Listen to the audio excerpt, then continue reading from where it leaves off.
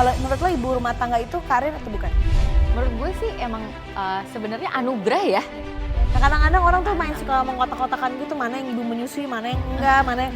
Itu jadi permasalahan loh. Semoga Bridges pintar Mama Gigi.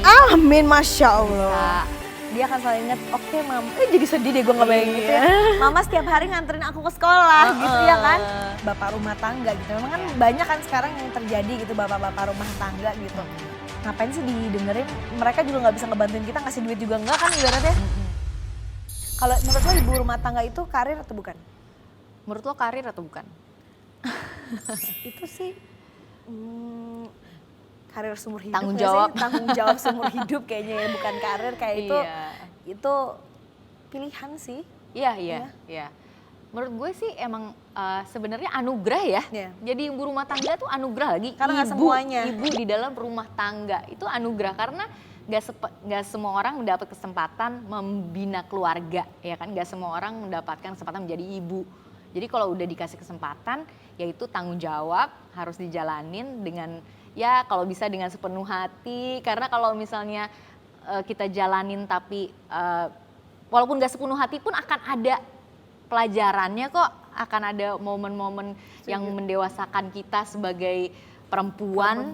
Karena kan di situ kan kita nurturing jiwa kita, memang jiwa yang ngerawat ya. Betul. Harusnya. Setuju. Dan sekarang tuh kan ya apalagi kayak ibu bekerja kayak kita gini kan, pasti di masyarakat tuh apa ya, ada aja gitu yang ngomongin, pasti lo juga pasti kan komen ada apa segala macam, saling menyalahkan antara ibu yang sesar sama ibu yang normal. Ada dua kubu. Ya kan? Sekarang juga sebenarnya di Ibu TikTok yang juga agak kerja, bahaya. iya kan? Ibu yang kerja sama ibu rumah tangga diadu lagi. Kenapa mesti begitu ya? Ibu yang kerja sama ibu yang di rumah. Itu kan kayak ya semua Harusnya, ibu kan sama aja iya. sih gitu. Menurut lo gimana tuh? Kalau menurut gue sih ya semuanya sebenarnya tergantung kesempatan dan pilihan masing-masing. Kalau emang ternyata saat ini harus dikasihnya seperti ini, dijalani seperti ini, bukan berarti besok lo nggak bisa berubah ngejalanin yang lain. Kan itu kan soal pilihan. Jadi ya sekarang dikasihnya seperti ini, besok gue akan begini gue coba begini Itu kan tergantung kekreatifan kita berpikir tentang jalan hidup kita aja ya, sehingga kita bisa mengambil kesempatan yang baru yang harusnya kita bisa coba kan gitu. Jadi nggak hanya berkutat di dalam satu pekerjaan itu aja, mentang-mentang jadi ibu rumah tangga abis itu ya udah nggak bisa ngapa-ngapain, ya itu namanya excuse kan sebenarnya. Ya walaupun waktunya terbatas, sebenarnya lo masih bisa berpikir kok, sebenarnya lo masih bisa membuat sesuatu yang baru kok. Kadang-kadang tuh orang tuh kadang-kadang suka nggak, menurut gue kadang-kadang suka nggak berpikir, nggak empati sama alasan orang gitu. Kan maksudnya orang tuh menjalani sesuatu, mau kerja atau mau jadi ibu rumah tangga itu kan pasti ada alasannya masing-masing kan. Iya. Ya kan, maksudnya kayak mungkin lo lebih milih sekarang lo mau kerja dulu gitu. Kan pasti ada alasannya.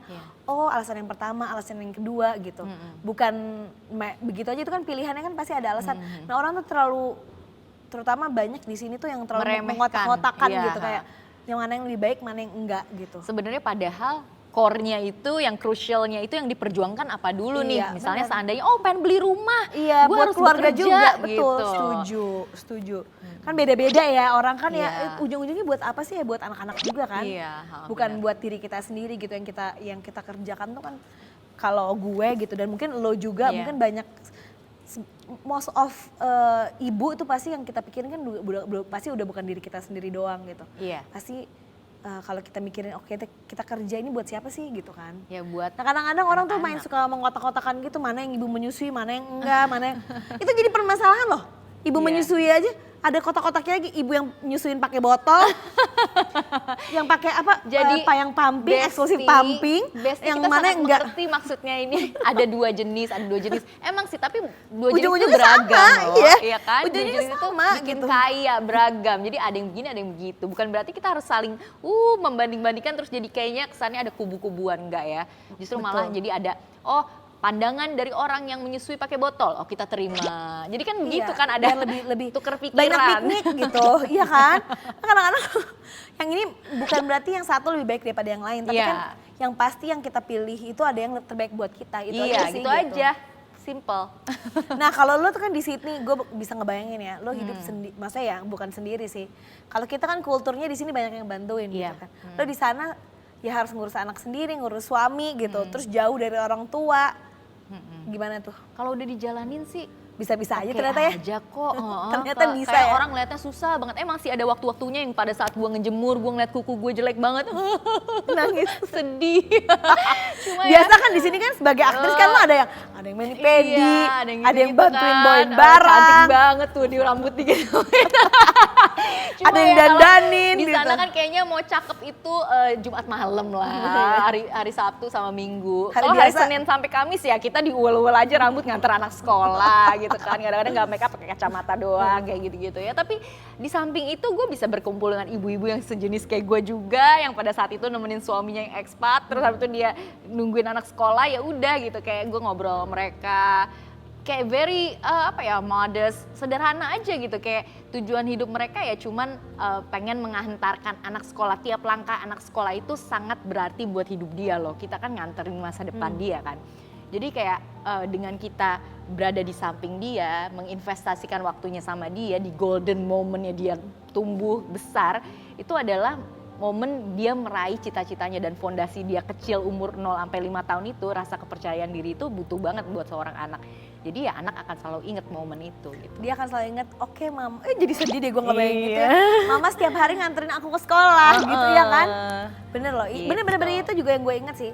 Dulu gue juga setiap hari dianterin sama nyokap gue gue nyetir. Ulangan, nyokap gue mau ulangan juga selalu baca-bacain soal. Iya, gue juga gitu, terus kayak ngeprintin soal-soal itu yang kita ingat gitu. Dan ya benar, pasti kita juga berharapnya itu yang diingat sama anak-anak kita nanti kalau dia udah besar, sudah dewasa. Lu mama gitu, gemes banget. Tapi kalau lo nih tipenya parentingnya, maksudnya tipe ke anak tuh gimana, yang galak kah atau yang ngebiarin anak atau gimana? Lo perannya, lo sama Vicky gimana bagi-bagi perannya? Kalau Vicky itu ngomongnya sama anak lebih, dia halus banget ya ke anak, kayak pengertian, dia pakai hero-nya bahasa banget ya? Yang kayak anaknya baru 1 kali ya. Jadi pakai bahasa yang mudah dimengerti anak dan juga pakai logika yang dengan approach yang baik kayak gitu-gitu. Dia luar biasa sih kalau seorang ayah yang bener-bener komunikasinya bagus banget. Kalau gue itu tegas sebenarnya, gue lebih tegas di keluarga. Jadi polisinya lo ya? Iya. Jadi gue tahu waktunya, jadwalnya harus bener. Terus Vicky juga tegas sih, cuma kalau gue lebih kayak ke tahu momen kapan gue harus keras, kapan itu harus lembut, kapan harus dimanjain, kapan ya gue bisa mainin itunya lah. Berarti dia lebih dekat, anak Bridgia lebih dekat sama bapaknya nggak? Sebenarnya sih kalau dia tuh mamahnya tetap tidur sih, tetap mamahnya gitu kan, tetap maunya deket mamahnya gini, peluknya mamahnya. Cuma kalau untuk soal misalnya papahnya lagi jauh gini, papa kerja, papa ini tuh dia pengen banget sebenarnya papahnya ada di sampingnya. Jadi kayak anak papa banget juga sih. Anak perempuan sih pasti biasanya kayak gitu ya. Gue belum, anak gue laki semua sih. Kalau lo ngajarin Bridgia dengan 2 bahasa gitu, lo gimana? Bingung nggak? Apalagi kan sekarang banyak tuh anak-anak kan kalau udah terekspos dengan bahasa Inggris, dia bahasa Indonesianya kan jadinya susah-susah gampang. Apalagi lo tinggal di sana gitu. Iya, sebenarnya Bridgia cinta bahasa Indonesia sih, karena dia pas lagi ketika kita di sana itu awal dia belajar bahasa Inggris itu karena di 1 tahun 10 bulan dia masuk sekolah, dan di situ sekolahnya masih daycare, tapi dia jadi susah berteman kali ya, karena dia mau berkomunikasi bahasa Indonesia. Susah bahasa Indonesia bahasanya. Terus akhirnya ketika itu 1 tahun 10 bulan karena dia susah berteman, akhirnya kita kasihan kan di sekolahnya dia, kita harus support Bridgia nih, kita kalau bisa juga sama bahasanya sama kayak gurunya berbahasa, ya udah di rumah kita berbahasa Inggris. Jadi di antara 2 tahun sampai dia umur 3 tahun setengah dia tuh berbahasa Inggris terus, dan itulah yang banyak video-video yang ada di YouTube atau di Instagram itu adalah video-video Bridgia dari 2 tahun sampai 3,5 tahun di saat gue sama Vicky sama Bri berbahasa Inggris doang. Padahal sekarang ketika dia masuk 6 bulan sekolah di Jakarta, walaupun international school, tapi dia belajar bahasa Indonesia, dan di situ dia tertarik banget sih bahasa Indonesia, dan bahkan di rumah sekarang lebih sering berbahasa Indonesia gitu. Tapi emang sebenarnya dari kecil itu kalau misalnya kita bener gitu ngasih taunya gitu, emang akan lebih gampang mereka tuh untuk belajar berbahasa gitu. Dan katanya gue kemarin baru dikasih tahu juga, jadi untuk unlock otak kita untuk lebih mengenal bahasa tuh kita butuh at least 2 bahasa. Biasanya orang yang berbahasa cuma 1 sampai gede akan susah belajar bahasa yang lain. Tapi di saat kita punya 2 bahasa, di kepala kita, untuk nambahnya akan lebih gampang. Gitu katanya. Jadi yang belum bisa berbahasa lain mungkin belajar bahasa Jawa dulu ya. Nanti mungkin akan lebih banyak. Bahasa Betawi juga bisa. Tapi kalau misalnya pendidikan beda nggak sih di Indonesia dan di Australia? Sebenarnya kalau pendidikan di sana itu yang gue amaze-nya sampai sekarang adalah kesempatan untuk setiap every single person in the classroom tuh punya kesempatan untuk berbicara, untuk ngomong gitu ya atas nama dia. Kesempatan dia untuk beropini. Jadi mau apapun itu opini mau salah mau benar gitu nggak dijudge ya? Iya nggak dijudge. Terus ya itu dia yang kadang-kadang kita sebagai orang tua aja suka mengesankan anak kita tuh seolah-olah belum bisa, belum tahu. Akhirnya kita bilang sama dia sebelum dia mengungkapkan kita udah bilang enggak jangan begitu. Ada banyak kata jangan, ada banyak kata no. Sehingga ya dia jadi kurang berani gitu untuk mengungkapkan pendapatnya dia.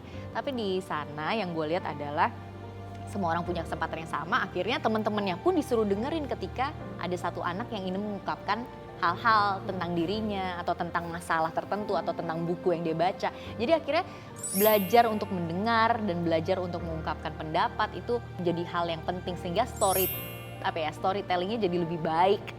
Dan ketika ketika cara kita menjelaskannya menjadi lebih baik itu mempermudahkan kita untuk menulis kan. Mengungkapkan dari esai, dari tulisan. Jadi akhirnya mau masuk sekolah mana esainya bagus, akhirnya keterima. Setuju. Gitu. Setuju itu yang menurut gue salah satu yang terjadi sama gue juga karena dari ya ibaratnya kan gue sekolah SD, SMP, SMA di Indonesia dan gue melihatnya kalau di Indonesia itu apalagi zaman dulu tuh semuanya kan kita didikte. Iya. Ya kan? Disuruh nyatet. Dibelajarin nanti ulangan gitu kan. Jadi kita memang nggak ada kesempatan buat untuk berdiskusi. Jarang banget gitu di kelas tuh ada kelas diskusi, itu zaman gue dulu nggak ada. Begitu gue kuliah ke Australia, itu semua orang di sekitar gue kayak kok mau tunjuk tangan? Tunjuk tangan. Jadi gitu gue tapi gue setiap ditunjuk gue takut. Jadi kayak karena nggak berani jadi ngomong. Beban gitu ya. Itu jadi beban buat gue. Itu memang salah satu kesulitan gue waktu itu. Akhirnya kenapa gue pilih accounting karena menurut gue itu nggak banyak diskusi, cuman ujian aja. Jadi gue nggak mau ngambil kelas-kelas yang harus gue berdiskusi kan. Kalau misalnya kayak ambil manajemen atau ambil bisnis itu kan banyak kelasnya tuh banyak diskusi gitu loh, banyak presentasi. Itu akhirnya kenapa gue milih accounting karena accounting itu hanya paling rumus hitungan, terus banyakan ujian, nggak banyak esai, nggak banyak apa gitu. Itulah dia. Jadi mungkin buat ibu-ibu sekarang mungkin itu salah satu pelajaran sih untuk biarin anak itu berkomunikasi, untuk anak biar lebih lepas, lebih berani, gitu. lebih lepas. Tapi walaupun ya dengan norma dan etika Indonesia lah ya gitu. Karena banyak juga gue lihat sekarang jadi kalau terlalu freedom kayak gitu, of speech. Freedom of speech jadinya kayak suka ngelawan, jangan sampai nauzubillah min zalik gitu. Dan sekarang Bri tuh umur berapa sih? Hampir 5 September. Hampir 5, lo ngerasa cepat banget gak sih? Cepet banget. Tiba-tiba udah gede aja gitu. Days goes by very fast. Tapi enggak, days-nya lama kali ya, tapi tahunnya cepet ya. Tahunnya cepet. Jadi kayak gue ngerasanya anak gue itu ketika gue mulai tahu dia udah gede itu adalah ketika dia banyak maklum sama gue. Itu baru gue tahu kayak ini anak udah gede banget ya. Banyak maklum, ketika udah nggak apa-apa, it's okay mama gitu. Gitu. Kalau mama lagi salah, it's okay mami gitu. Kayak jadi memaklumi hal-hal yang gue hilaf, memaklumi gue bekerja terus, kenapa gue pulang malam. Itulah yang bikin gue ngerasa dia udah besar ya kayak gitu. Apa sih yang lo harapin?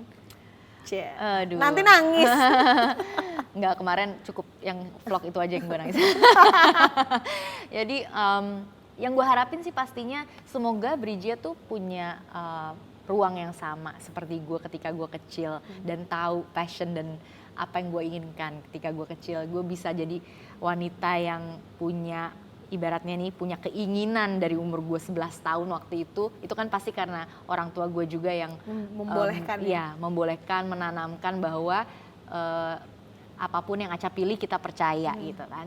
Jadi gue pengennya semoga ya Brijia punya pegangan hidup itu bahwa apapun yang dia pilih tuh dia bisa percaya sama apa yang dia tentukan Terus dia juga bisa menjalaninya dengan penuh rasa senang dan tanggung jawab, sehingga nantinya kedepannya dia bisa membawa manfaat di dalam apa yang dia pilih itu, di dalam langkah yang dia pilih itu gitu.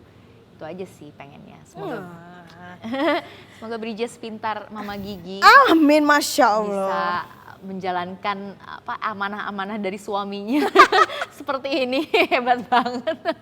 Masya Allah. Tapi ini sekarang ada bestie happening, kita lihat nih ada apa. Trying to take Pinterest photos with my best friends.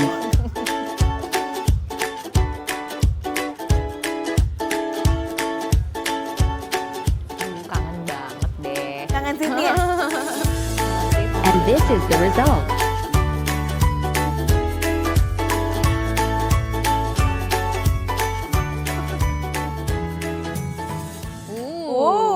Itu Sydney bestie ya?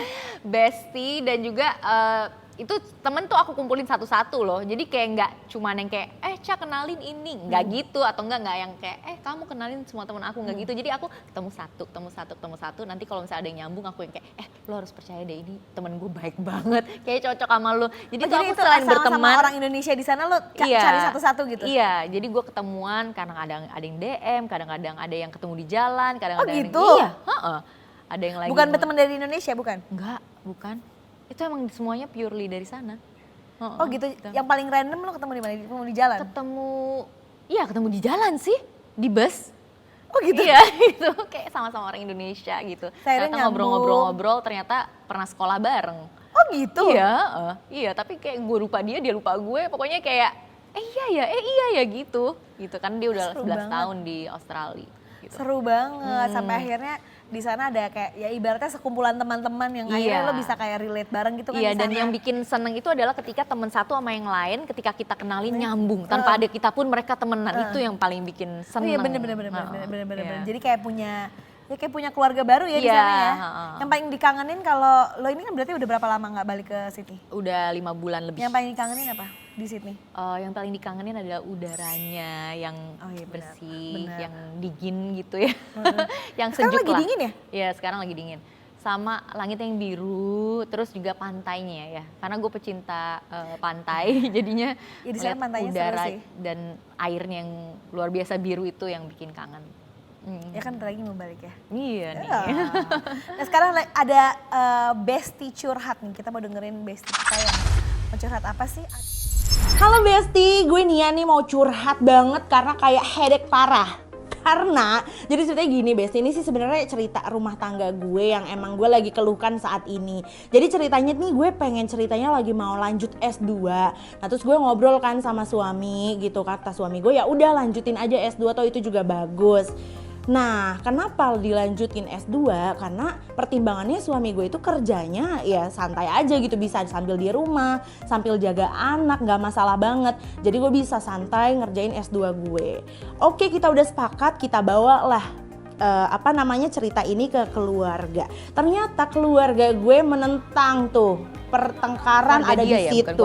Sehingga juga tetangga gue jadi kayak heboh, ngomongin gue lah, ngomongin suami gue lah. Masa iya istri yang kerja, suaminya di rumah?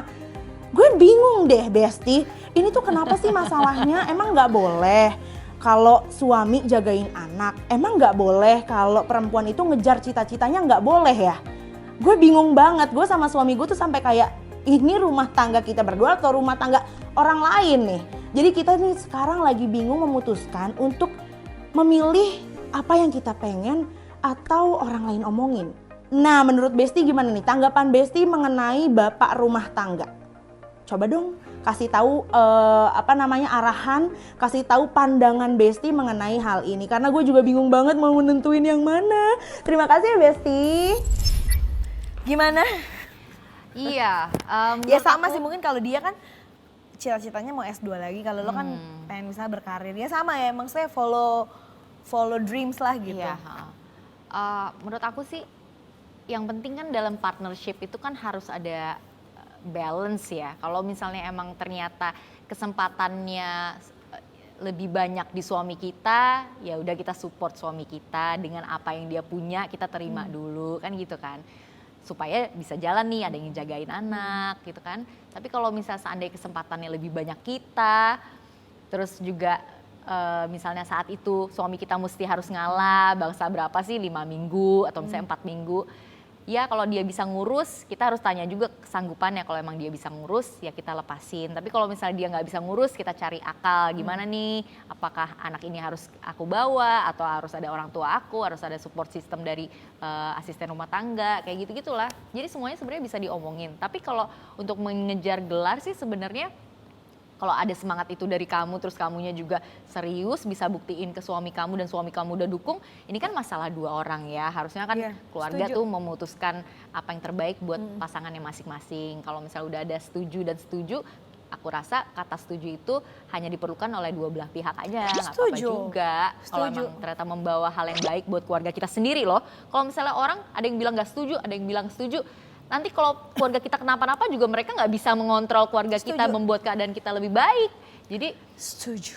Jadi orang itu yang di luar-luar itu adalah termasuk orang tua kita, orang tua dia itu adalah pihak di luar, pendukung keluarga kita. Tapi keluarga kita yang core-nya ini adalah kita, dia, anak. Atau anaknya ada banyak ya, itu anak-anak itu adalah di dalam wadah satu keluarga, satu umbrella yang satu yang nggak bisa diganggu gugat ini gitu. Setuju. Menurut gue sih yang paling penting itu adalah ridho suami, ya kan? Jadi kalau misalnya emang suaminya ridho ya kenapa enggak sih gitu kan? Itu juga sama halnya dengan bapak rumah tangga gitu. Memang kan banyak kan sekarang yang terjadi gitu bapak-bapak rumah tangga gitu. Tapi itu kan harus keridoan satu sama lain. Istrinya ridho, dia yang kerja ibaratnya gitu. Bapaknya harus di rumah. Bapaknya juga harus ridho kalau memang mungkin lebih baik begitu gitu kan. Iya. Jadi ada juga suami-suami yang sekarang memang mereka kerjaannya itu cuma via laptop doang gitu. Iya betul. Terus sekarang mereka kan juga harus dari misalnya rumah juga bisa ya. Iya, terus mereka ternyata punya bisnis yang dilakukan pada saat weekend misalnya gitu kan bisa juga. Atau misalnya mereka berdagang yang bisa dikontrol lewat handphone kayak gitu-gitu kan. Sebenarnya ada usaha-usaha itu juga, tapi mereka emang hobinya ngejaga anak atau bahkan mereka bersukarela menjaga anak-anak. Justru kan malah itu satu anugerah nggak sih suami kita bisa dekat dengan anak-anak. Jarang loh ada bapak-bapak yang dekat sama anak gitu kan. Memang harus dilandasi keputusan bersama dan keridoan satu sama lain gitu. Maksudnya kan ada juga yang mungkin kalau dianya nggak ridho juga jangan gitu. Maksudnya kayak ibaratnya ada istri yang gue yang kerja terus nih, laki gue nggak kerja. Ada juga yang kayak gitu, tapi kan harus dengan ikhlas gitu ibaratnya. Si istri juga harus ridho gitu kalau memang ya udah memang kesempatannya ada di kita gitu. Suaminya juga lebih legowo. Menurut gue nggak jadi masalah, dan untuk tanggapan orang sih kayaknya ya itu dia, ngapain sih didengerin, mereka juga nggak bisa ngebantuin kita, ngasih duit juga enggak kan ibaratnya. Jadi ya kalau di ini yang kita nggak jalan gitu kan, nggak dijalanin. Harus fokus. Yang bagus, maksudnya semua kritik dan masukan itu boleh kita tampung, tapi ujung-ujungnya tuh bukan karena orang lain, tapi keputusan antara suami dan istri. Kalau menikah tuh harus jadi orang tua atau enggak, atau harus sudah siap punya anak, atau menikah cuma menikah aja. Lo gimana? Kalau menurut aku menikah dan punya anak itu adalah dua proses yang berbeda gitu ya. Kalau memutuskan untuk menikah, ya tandanya kita punya belahan jiwa, kita punya prinsip yang hampir sama pasangan kita berniat bersama-sama dia sampai kita mati, yaitu menikah. Tapi kalau misalnya punya anak komitmen itu kan, beda ya? Iya, komitmen kan. Kalau misalnya punya anak itu adalah ya satu hal yang bisa kita rencanakan, bisa juga nggak kita rencanakan, karena itu ujung-ujungnya rezekinya kan di tangan Tuhan. Betul, ya, kita dapat kapan dan saat yang seperti apa. Tapi banyak loh sekarang keluarga-keluarga yang memutuskan untuk tidak punya anak. Banyak. Apalagi kalau di Australia gitu kan? Anaknya satu pun juga banyak. Iya. Nggak, kalau di Australia gitu kan banyak. Oke, gue mau menikah tapi gue nggak mau punya anak. Kan ada yang kayak gitu kan? Iya, child free. Iya, child free iya. Banyak. Karena memang mereka ngerasa untuk membesarkan satu anak itu bisa mengeluarkan lebih dari 2,5 M ya. Karena sekarang hitungnya biaya sekolah, biaya makan, biaya kuliah, biaya anak ngelepasin anak sampai anak menikah di umur 25 tahun itu 2,5 M. Kalau dikalkulasiin, ya. Jadi kayak juga ya, makanya sebenarnya ibu-ibu yang lagi mencari dan bekerja sekarang ini tenang, kalian tuh kaya kok. Kalian akan mencapai 2,5 M nanti. Tapi ya mungkin dari segi rata-ratanya sih ya mungkin. Kalau misalnya emang apa yang dijalanin beberapa orang itu misalnya mereka latar belakangnya hidupnya di lingkungan mana, nggak harus di perkotaan, relatif ya. Jadi Kalau misalnya nggak di perkotaan mungkin standar makannya beda, ada yang belanjanya lebih berkebun atau belanja di mana-mana, ya itu beda ya mungkin ya. Tapi ya menurut aku pokoknya semua orang kalau emang mereka ngerasa mereka pengen merawat anak gitu ya dari dia bayi sampai udah dewasa dan mereka pengen mendampingi anak itu dan bertanggung jawab sama apa yang melahirkan seorang manusia baru dan mendidiknya menjadi manusia yang baik, ya itu harusnya niat yang baik itu perlu dijalanin ya, itu aja sih. Setuju. Ya itu dan lagi itu pilihan dan relatif ya. Maksudnya ya itu ini apa ya keputusan orang masing-masing. Jadi yang punya rezekinya lebih ya alhamdulillah dapat anaknya 2, 3, ada yang mungkin dapat rezekinya di tempat lain. Ya kan kita ada yang tahu. Yang penting ya kita selalu berusaha semaksimal mungkin, ya namanya rumah tangga ya antara 2 orang bukan antara 5 orang, 10 orang, keluarga besar bukan gitu. Jadi ya pastikan apapun itu kita punya pasangan ya kita bicarakan baik-baik ya. Iya, sama pasangan. Dia mau punya soal anak. kesiapan juga ya. Yang mau punya anak, mau gak punya anak, yang kerja siapa, yang gak kerja siapa. Iya, karena kan kita juga banyak terpaku sama perempuannya ya. Kalau misalnya lagi mau menikah tuh kayaknya perempuannya juga kayaknya harus punya anak gitu. Padahal baru ngelahirin anak 1, nggak sampai 3 bulan nyusuin, mau punya anak lagi. Nah itu kadang-kadang kita suka nggak ditanyain perempuannya. Nah alangkah baiknya mungkin komunikasiin dan rencanain. Yang pertama mungkin gak usah direncanain nggak apa-apa. Yang kedua rencanain aja dulu. Ini kapan jadi rencananya kapan? Aku insya Allah akhir tahun ini pengen deh rasanya gitu untuk memulai lagi. Ya. Baru memulai lagi ya. Pokoknya rezeki di waktu dan di tempat yang paling baik insya Allah. Insya Allah. Nggak kerasa nih kita ngobrol udah dari A sampai Z loh. Iya nih banyak banget ya. Banyak Kayaknya udah banget ya. dikupas-kupas habis semuanya di Besti. Buat kalian semua yang pengen ikutan nimbrung ngobrol bisa nanti komen juga di kolom komen. Sharing-sharing juga pengalamannya soal mencapai mimpinya masing-masing ataukah masih terkungkung di dalam kotak. Nah boleh nanti kalian ikut ngobrol-ngobrol bareng kita dan mungkin kalian kalau misalnya mau request kita mau ngobrol apa atau mau ikutan Besti curhat ya. Besti curhat juga bisa nanti komen di sini atau komen di Instagram.